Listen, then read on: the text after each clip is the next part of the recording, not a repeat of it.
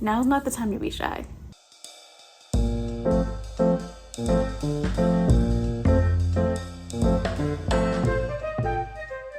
Hey, it's Jay, and in 2023 I became a first-time mom, and since then it's been almost 2 years.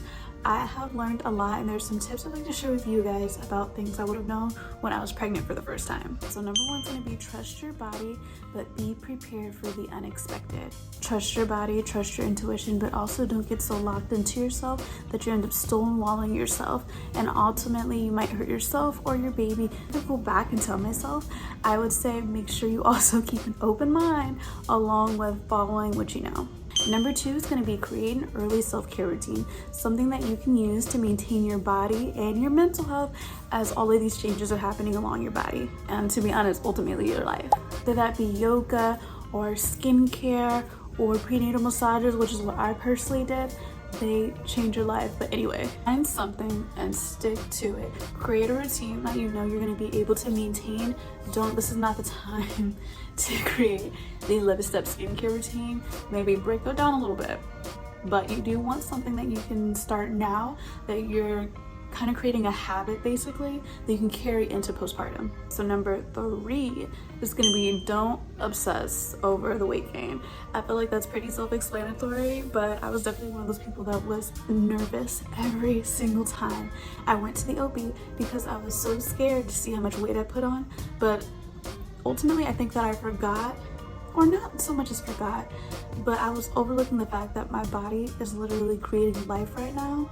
So how much weight I gain is literally the last on anyone's mind, and it should be the last on my mind, to be honest. Number four is going to be take your time with baby product purchases. I know for sure it is so exciting, especially because you're a first-time mom and there's so many things on the market for you to buy. If you impulse buy everything you're seeing right now, there's going to be so many things that you're not even going to use within that first year of your baby's life. Make sure you're taking the time to properly research everything, vet everything, and even ask opinions and ask around and see about this product before you purchase it, because money doesn't grow on trees, and you don't want to just go impulse buying and wasting your money on every new gadget and every new baby product that you see out there. Number five is going to be to build your community and find your tribe. You've got 9 months left. Is it 9 or is it 10? Either way, you've got X amount of months to go out here and try your best to build some sort of community, because trust me, community is so important after you've had that baby. Look on Facebook for moms groups. My OB personally held like a prenatal class, which was really helpful. There were due date groups, tons of different mom clubs and mom groups.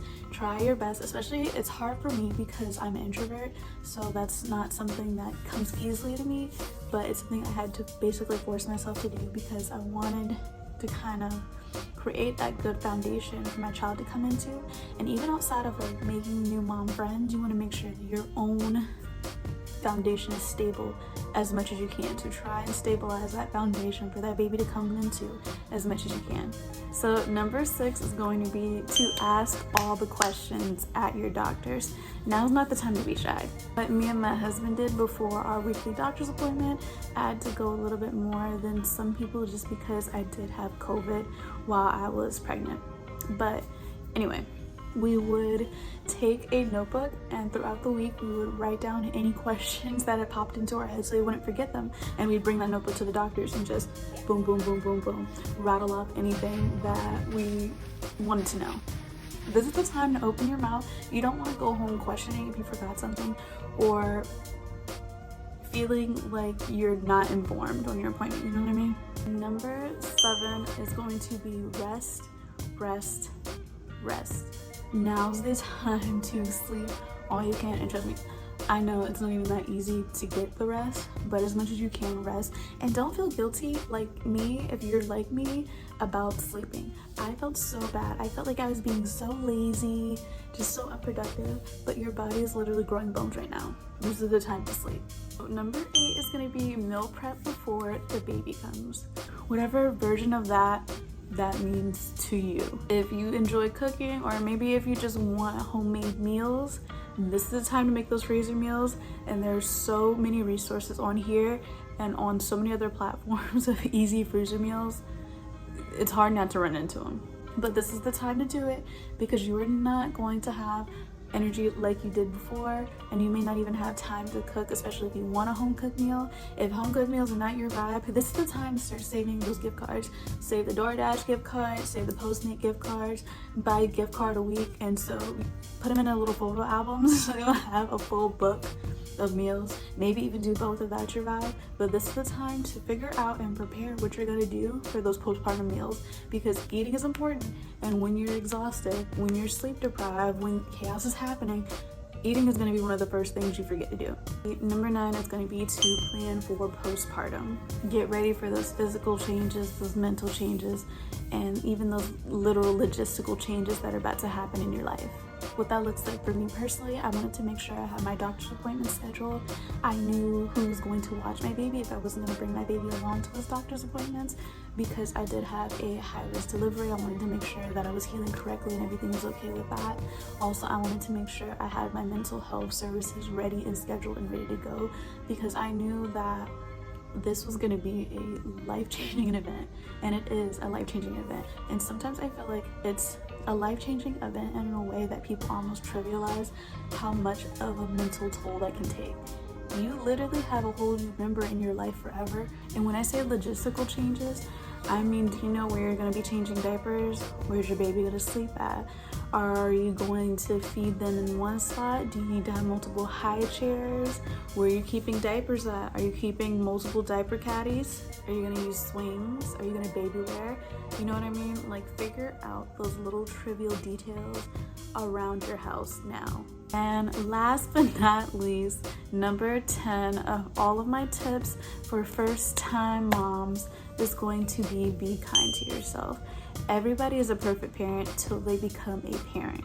Trust me, it's so much information out here, it's so much advice out here, solicited and unsolicited, that you're gonna create kind of an image of, or an idea of how you think everything's gonna go, and be prepared that it might not go that way.